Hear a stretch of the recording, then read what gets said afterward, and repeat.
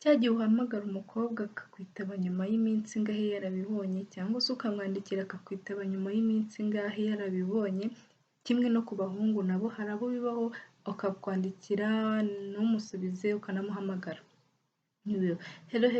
friend and family, welcome back to my YouTube channel. Ikaze cyane rero kuri Dona Official. Nitwa Donatira, benshi bakaba banzi ku izina rya Tadiyeni. Mbahaye ikaze aho muherereye aho ariho hose, waba uri muri Afurika, muri Europe, muri Australia, muri Canada ndetse no muri Amerika. Ikaze cyane muri Sanga. Mwarakoze cyane ku bantu mwakoze subscribe, mwasharinze abashuti bacu, mwarakoze cyane. Nawe mburi mushyashya hano utarakora subscribe, nagusaba kubanza ugakanda subscribe nuko kakazogera k'umukara kugira ngo ubone notification uko na uploadinze video ujye ubasha kuyibona mu ba mbere. Uno munsi rero tugiye kureba cyangwa se ibintu wabona ku mukobwa muri gukundana cyangwa se ku musore muri gukundana, ugatangira ukibaza yenda cyangwa ukumva hari ikintu kitameze neza hagati yanyu, hari ibintu uko byagenda kose bitameze neza. Hari igihe ukundana n'umusore cyangwa se ukundana n'umukobwa mukaba mumeze neza, mubanye neza nta kibazo, ariko hari n'ikindi gihe kigera nubwo hari nazibana zidakomanya amahembe, cyagiye mutongana ariko nanone mukongera mugasabana imbabazi, mukagaruka mukongera mugakundana, ariko nanone hari cya gihe mwubahukana ku buryo mwese mwitana ya mazina nashaka kuvuga y'urukozasoni, cya gihe noneho buri wese yubahutse undi, uzajya umenya ko iby'urukundo rwanyu ibyo mwita urukundo noneho byajemo intambara, byajemo bikomeye, utangira ugira amakenga cyangwa se mbere, ariko hari uburyo wabyirindamo ntibigere aho hose. Ariko cya gihe hari ukuntu uhamagara nk'umuhungu cyangwa se umukobwa ukamwandikira abibona, nagusubiza akazabibona akazakubwira ntiyanabibonye. Ni ukuri pe, hari abantu benshi bibaho ugahamagara nk'umukobwa cyangwa se umuhungu akazakubwira ntabwo nabibonye, narindi mbizi, narindi iki, ku buryo akubwira ibintu byose bishoboka, hahandi akubwira ko atabona umwanya, ukagera aho noneho ukibaza yuko no kurya nabwo atawubona. Sinzi akazi cyangwa se sinzi ibintu baba bakora ku buryo amasaha 24 aba ari gukora, ku buryo bidashoboka yuko byibura message mu masegonda 30 waba urangije kwandikira umuntu kandi akakumva, cyangwa se byibura umunota umwe, cyangwa se byibura ukamuvugisha iminota 2 birahagije. Abenshi ntabwo navuga ngo ntibakeneye ko muvugana, ariko nanone nimba ufite ikibazo wumva utameze neza, ntabwo ujya guhamagara umuntu iminota 30 isaha yose utameze neza, yenda unaniwe, wiriwe mu kazi ufite stress, birumvikana mu bintu uri kuvuga, ariko nanone gerageza ntiwignoringe wa muntu wigeze ku approachinga umubeginga, cyangwa se cya gihe sinibazo. Ntabwo mbizi yenda yarakuruhije yego, ariko se nanone nawe uragira ngo akwishyure? Ese nimba ari nibwo buryo bwiza wabashe kubikoramo? Nimba utamukeneye mubwire ko utamukeneye hakiri kare, mureke kurushyanya, mureke kugera hahandi muzitana ya mazina y'urukozasoni, mureke kugera hahandi ushaka guhagarara imbere y'umuntu burasa ari kutubwira iki, uriya nta kigenda cye, atangira avuge gutyo, kandi mwakagombye kubigarurira hafi. Nimba ubona bya bintu byose wamubonagaho cya gihe wamwirukagaho cyangwa se mwirukankanagaho utakibibona, cyangwa se hari ibyahindutse, hari defa afite yenda utabasha kwihanganira, mwicaza umuganirize, umubwire ko bitashoboka, ugomba gukomeza ibyawe nawe agakomeza ibye. Nimba yenda nagukunda azababara yego, ariko bizashira, ariko mureke guteshanya umwanya. Cyangwa se hari n'ukuntu mukundana ikindi kintu, akakubwira maze iminsi yenda ndi kumva nameze neza, nshaka umwanya ntabwo nzaboneka, nakubwire ngo yenda ngo nzongera kubonekera igihe n'iki, nakubwiye nimba azamara icyumweru, nakubwiye nimba azamara ukwezi, nakubwiye nimba ari umwaka, just akubwiye ko ashaka time. Nawe uri umukobwa cyangwa se uri umuhungu, uramubwira nta kibazo, ariko aho ngaho ujya utekereza kabiri. Ikintu kiri gutuma ashobora gufata ukwezi kose mutavugana ngo ni ukubera stress z'akazi no kubera iki n'ibiki n'ibiki bya bindi byose bavuga cyangwa se bya bindi mwese cyangwa se twese tukumva cyangwa se bamwe banakoze, akaba yabasha kukubwira ngo ukwezi kose ngo sinzaboneka, ngo ngo mba mani sinzi ukuntu abenshi babigenzamo, ugasanga nyine akubwije ukuntu akora nimba ari we muntu mu gihugu cyose cyangwa se ku isi hose ari we ukora wenyine, simba mbyibaza, kandi ugasanga yenda n'abo banakorana ugasanga nyine bo nta kibazo, nta kibazo, yego simvuze ngo yenda ngo ujya gucunga, ariko nanone ugasanga ari kukubwira ibintu bitumvikana. Umunsi rero yafashe umwanzuro ngo nshaka tayimu, nshaka ko bigenda gutya, uzawumuhe, kabone nubwo uzaba umukunda urwagwa uvuga ngo ntacyo nyine naramupfiriye cyangwa se ndamukunda nyine nta kundi nabigenza, uzahumeke uzatuze, ewana nushaka ugenda uririre mu cyumba iwawe, yego simvuze ngo ni wo mwanzuro yuko mutandukanye, ariko aho ngaho waba utangira gutekereza yuko bishoboka, birashoboka yuko agiye kubitekerezaho ko yenda ibintu arimo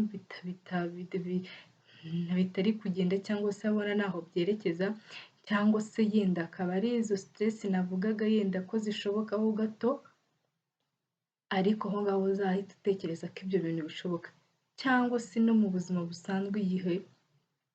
uri muri relation n'umuntu ujye utekereza ko byose bishoboka, impande zose zirashoboka,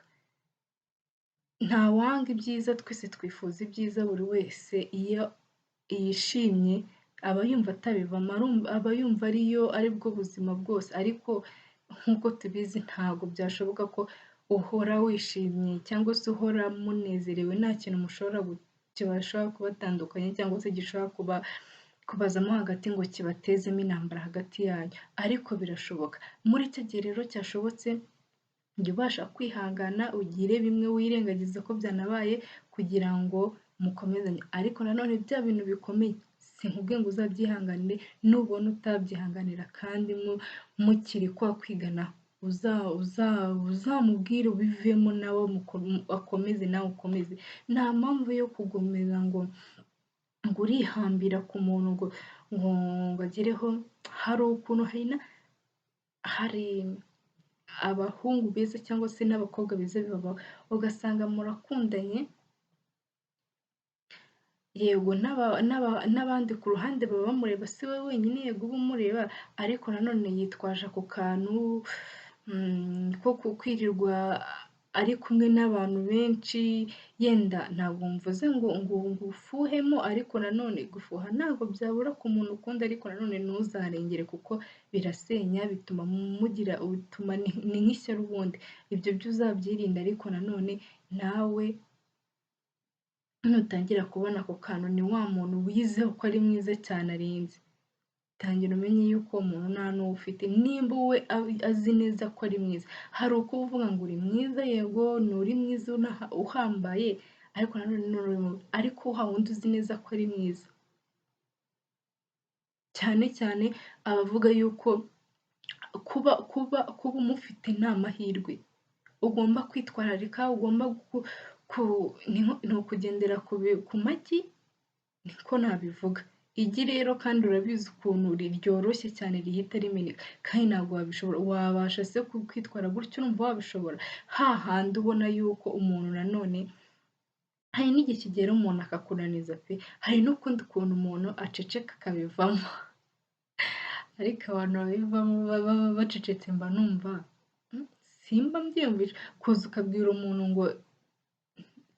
ntumva byagenda gutya, yakubaza n'impamvu ukayidefanda bikarangira mukabivamo, ariko utahejeje umwana w'abandi ku cyapa ngo yize, ariko n'ubundi niwe yakiguheza, ujye utangira umenye ibimenyetso hakiri kare, nawe utangire umwikuremo, numwikura maze agira cya gihe agaruke mu gihe nawe utakimushaka. Sinzi hari nimba waragiye kugura inkweto mu isoko, rimwe na rimwe yenda ukagenda utanazishaka atari cyo cyakujyanye, ukageraho ugasanga harimo agakweto keza, harimo agataro keza, cyangwa se izindi nkweto nawe wumva ukunze, cyangwa se hasohotse akarivaje gashyashya, ugezemo uripimye usanga gafite ingana n'ikirenge cyawe, ubajije yenda igiciro cyangwa se unanakibajije ariko uracyabishidikanyaho mu mutwe nkagure nkihorere, urasohotse uragiye, mu gihe ukigera imbere utekereje ati reka njye kukagura, ugereyo usange umukiriya wundi arangije kwishyura, urimo urabibona ari guhereza kashi ubireba, kandi nta rindi duka uri busangemo cyangwa se nta rundi rukweto ruri bufitingane n'ikirenge cyawe, bagutwara inkweto uhagaze aho ngaho, cya gihe nyine igihe uzagaruka uzasanga bamutwaye, nawe rero nakureka uzamwihorere wikomereze unabyikuremo, hahandi avuga ngo yaraguhimye, ngo yaracecetse, ngo yagize gute, ngo nawe tangira umwikuremo, ntabwo ari we ntabwo navuga ngo nanone ngo ntabwo ari we musore mwiza, nta nubwo ari nawe mukobwa mwiza kurenza abandi bose, ino si yuzuyeho abakobwa n'abahungu kandi beza cyangwa se kumvikana, ashobora kuba anarenze yenda n'uwo nguwo uri kugukora ibyo byose, ariko numwandikira ntagusubize, ukamuhamagara ntaguhamagare, yenda sinkubwiye ngo ubikore ngo igihe kingana gutya, ariko nawe uzabona yuko biri too much, nawe utabashije kubyihanganira, nawe ubivemo, ntizame nawe uko akundi, sinibaza ukuntu abakobwa benshi bibabaho, umusore yenda uramukunda, nawe yenda byageze ahantu akwignoringa atakigukeneye, nawe uracyashaka kumwibaransa imbere ngo urebe ko ngo wagukeneye, kandi yarangije kukwereka ko atagushaka, ko icyo ugiye kumwibaransa imbere ngo utangire, igihe yari agukeneye cyararangiye, ntawe uri kuza mu gihe udakenewe, nimba ubona ko udakenewe nawe mwereke ko utakimukeneye, kwa kundi aguhamagara akamesaje waba uri no koza n'ibyombo ugahita utaruka ngo urebe ngo akamesaje ngo buriya ngo ni ak'umuhungu dukundana, telefone irasonye ugiye kwitaba, rimwe na rimwe uyitabye uri mu mazi, telefone uri kwiyicira telefone yawe, uri ntizipfa n'uwo uzayikoreshereza, kuko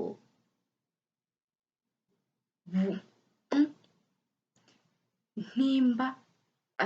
ameze nk'umuntu utagushaka, mwihorera agende, nawe umwereka ko utari umukeneye mu buzima bwawe, ndabizi biragoye ibintu ndi kukubwira cyangwa se uri kumva, ndabizi biragoye, ariko nimba uzarira, nimba uzabyikuramo gute, ariko uzamwikuremo, cya gihe nawe azahindukira akabura ntukiri kumurebaho, ndabizi nubikora neza azagaruka kukurebaho, ariko uzahita usiba mu mutwe wawe ntanagaruka umwereke ko nawe utakimukeneye, igihe wari umukeneye yaragiye, igihe agarutse ntawe ntukimukeneye, umwihorere agende ajye mu bye, nimba hari ako kantu wabonye ku muntu ukundana nawe cyangwa se ku bashuti bawe ni iki, tangira umenye ko umuntu nawe ufite, nimba ari kugusaba ngo time ngo mfite ngo stress ngo sinzi ngo igihe izamara, akubereye umwana mwiza kubwira icyo kintu, ariko nanone ubyibura nukabya ukaba umwana mwiza, uzamuha ukwezi, uko kwezi nikurangira kandi nawe muri uko kwezi uzumve ko ibyo bintu bishoboka, utangire uba ubyikuyemo ko umuntu mushaka kuba mutari kumwe, ntagaruka ubwo yenda ubwo azagaruke nawe witwara ukundi, ariko uko witwaraga mbere nawe uzabucenjinge, ariko nanone sinkubwiye ngo uzashyire ku biciro byo hejuru, ariko nanone azagaruke warabaye mushya, warahindutse, uri busy mu bintu byawe, nimba hari ibintu uri gukora ubikorana imbaraga zawe, nimba uri kwiga wigana imbaraga ubitsinde, ku buryo azagaruka agasanga ntabwo ari wa wundi yari azi cya gihe, abone nibiba na ngombwa abone urwego ugezeho nta nubwo yarushyikira, ni igihe cyiza, ni igihe cyo kwitekerezaho, ni igihe cyo kumva ko hari ibintu utakoze ugomba gukosora, ni igihe cyo kumva yuko ntawe ugomba kwiyitaho ubwawe, tangira wige icyo kintu mu buzima bwawe, kandi nukundana n'umuntu nawe ujye wibuka ko uri umuntu, nawe ubanze wikunde, rwa rukundo ujya guha undi muntu nawe ubanze urwikunde, bizagenda neza. Naba umwana mwiza akarukugarurira ubwo uzarwakira, ariko nibiba ngombwa ntarukugarurire ubwo nyine uzabyihanganira uziyakira, ntawamenya mu gihe kizaza cyangwa se kiba kiri imbere bigenda neza iyo witonze kandi ugahitamo neza udahubutse. Mwakoze cyane rero gutangirana nanjye ino video mukanayirangiza, sharinga abashuti banyu, murayikinge, mutere komanteri, mutubwire nimba ibyo dukora cyangwa se ibyo tubahereza byibura hari icyo bibafasha cyangwa se bifite umumaro. Mwakoze cyane rero, nimba uri mushyashya hano nagusaba gukanda subscribe. Mwakoze cyane.